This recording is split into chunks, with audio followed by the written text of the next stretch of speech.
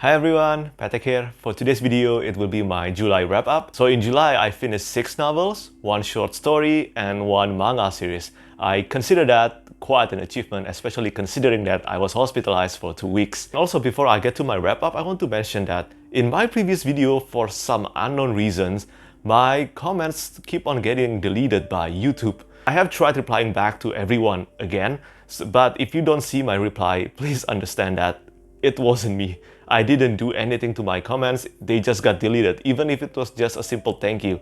I don't know why this happened, and I hope that in this video it won't happen again. It's honestly annoying and I'm not sure how to fix this. Hopefully this situation will be resolved soon, because I hear that this is happening to other booktubers as well. Now let's get to the books. In July, the first novel that I finished was Black Light Born by Alexander Darwin. This is the third and final book in the Combat Code Saga trilogy. And this is, in fact, the first series that I finished within this year. It is embarrassing, but yeah, I am really horrible at finishing series this year, which is quite odd because finishing series is something that I really love to do. And I will make sure to use the remaining 5 months of this year to work towards completing more series. And unfortunately for this book, I think it was the weakest of the trilogy. I like the first book, The Combat Codes, and then I also like the second book, Griever's Blood. Despite the changes in storytelling decision, I think it ended up being a great decision for the book. But you know what, in the long run, especially for this book, I don't think it worked quite well. Because here's the thing, in the first book, in the Combat Codes, the 2 main characters were Seigo and Murray. The second book, Griever's Blood, Murray was missing for almost the entirety of the book. And the other main character, Seigo, made very small appearances in comparison. So Alexander Darwin included 2 new main characters in the second book, and it ended up being great. It expanded the scope and the tension of the series in the second book. But in the third book, he decided to revert to using Murray. In the first half of Black Light Born, Murray was the main character. There is no other POV. And Seigo was the main character in the second half. So it's also odd to me because by the time I got back to Seigo POV, well, I already lost my connection and investment in the character. And I also think that the final battle itself, although the final battle was great, but the conclusion of the final battle itself was, well, anticlimactic. But the actions and the writing throughout the entire trilogy was great. I really like the action scenes, and I'm still very much looking forward to Alexander Darwin's newest work, which I think will come out next year. He's calling it a Stolmart Archive Southeast Asian inspired fantasy, so yeah, that is a bold claim. I definitely will be reading that one. Next is a short story. It is The Last Abbot of Ashkelon by Brian Staffeli. This is a very short one. It's only about 15 pages, I think, and it's only 30 minutes on audiobook. I didn't know this short story exists, okay? And if I had known, I would have read this so much earlier, because this one takes place after the first book, which is The Emperor's Blade. The Emperor's Blade is Brian Staffeli's debut, and this one takes place after the end of the first book. And this one revolves around Akil. Akil is one of the main characters in The Empire's Ruin, Brian Staffeli's newest book in the Unhewn Throne series, and my favorite book of the year so far. I think this is really worth the read if you want to read everything by Brian Staffeli, and it's a great one. The next 2 books that I finished, I'm going to combine this. It is The King's Blood and The Tyrant's Law by Daniel Abraham. This is the second and the third book of the Dagger and the Coin series. I keep on saying this, and I will say this once again. Daniel Abraham fantasy books are criminally underrated. Seriously, his characterizations in this series are so phenomenal and incredible. Gather Paliako is one of the most compelling and intriguing villains that I've come across in fantasy. One of the things that made him so interesting is that he's, I think, at his heart, is a kind person.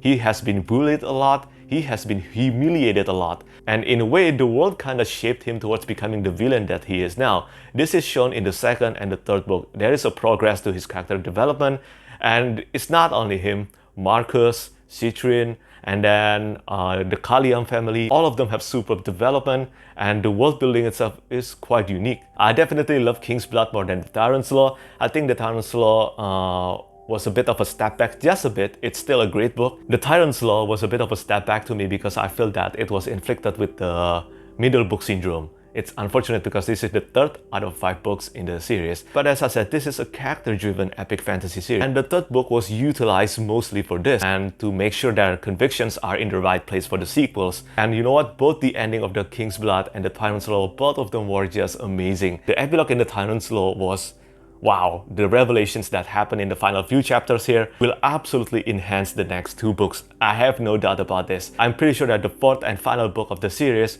will be even better than this one. The next novel that I finished in July was Servant of the Empire by Raymond E. Weiss and Jenny Wirtz.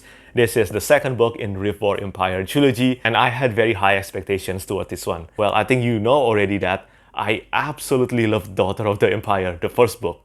But this one was able to meet my expectations. I don't think it's a spoiler now to say that Mara, the main character, is now an expert in the game of Council. And as I mentioned before, Daughter of the Empire already felt like a standalone book. It would have worked so satisfyingly as a standalone novel. But apparently there is still so much going on and it worked amazingly. Just from reading Daughter of the Empire, Mara already became one of my favorite heroines, and this one just established that point even further. Mara, Nakoya, Arakasi, Keoke, all of these characters, they were phenomenal. And then there is a new addition. His name is Kevin. I know that it's a bit weird to have Kevin in a fantasy world, but it worked. It worked for this series, and there is a reason behind this. Mara's relationship with these characters, especially Kevin, is one of the biggest spotlight of this book. Several reviewers have mentioned that this book is filled with love triangle, and you know, I don't think I can agree with that. It was super obvious who Mara truly loves and who Mara will choose if she doesn't have any responsibility. Her dilemma exists only because she has this immense responsibility of the leader of House Akoma. That's the only reason behind this dilemma. And there are 3 things in this book that I absolutely love. First is the examination of culture and traditions. We all already know from the 1st book just how devoted these characters are to honor and traditions. They are insanely obsessed with them. But in this book, Mara and the characters are pushed. They are pushed to examine the culture and traditions that they uphold throughout their whole life. Tradition and cultures are important, but what if the tradition they uphold their whole life ended up doing more bad things than good things? They are pushed to examine this, and I think it was a very resonating topic. Also, Servant of the Empire is so much more action-packed than its predecessor. Although action and battle scenes were never the focus of this book or the entire series so far, but this book indeed exhibited large-scale battles more often than the previous book. And it doesn't matter whether it's the battle scenes or the battle of politics and tactics, both of them were all handled incredibly well. I have mentioned that you don't have to read The Magician in order to understand Daughter of the Empire, but if you have read The Magician, it will be beneficial for you when you read this one. Seeing the iconic Milamber's rat scene happening through other people's perspective was so much more intense and terrifying. So yeah, I absolutely love Servant of the Empire. This is about to become one of my favorite trilogies ever. The next novel that I finished is A Master of Jin by P.J. Lee Clark. This is the first novel in the That Jin universe. Before this one, it was all prequel stories. So A Master of Jin is the author's first debut novel, and it was so damn fun and entertaining. There is no dull moment in this murder mystery that takes place in alternate Cairo. The world building felt so refreshing and vivid. I was reading A Master of Jin, it felt like I was really there in alternate Cairo together with all the characters, eating the delicious food, tasting the coffee, and watching the machineries and the jinns. And the main character Fatma, it was just so fun to follow her storyline. Pacing is one of the things that the author nailed really well in this book. Also, the ending ended up being so much more epic than I thought it would be. And I think the author has really shown that he is fully capable of doing shorter novel or full-length novel. I don't know how many books will be in this series, but I'm definitely looking forward to reading the next one. And the last novel that I finished in the month of July is The Empty Throne by Bernard Cornwell. This is the 8th book in the Last Kingdom series. This means that I'm fully caught up with the novels that have been adapted into the TV show. I love this one more than the previous book. The Pagan Lord, in my opinion, was the weakest book of the entire series so far, and thankfully this was an upgrade. And just like the previous book, the story progression of The Empty Throne still felt formulaic. But for almost the entirety of this novel, Uhtred was injured. He is heavily injured, and I think that kind of brings a refreshing feeling to the narrative.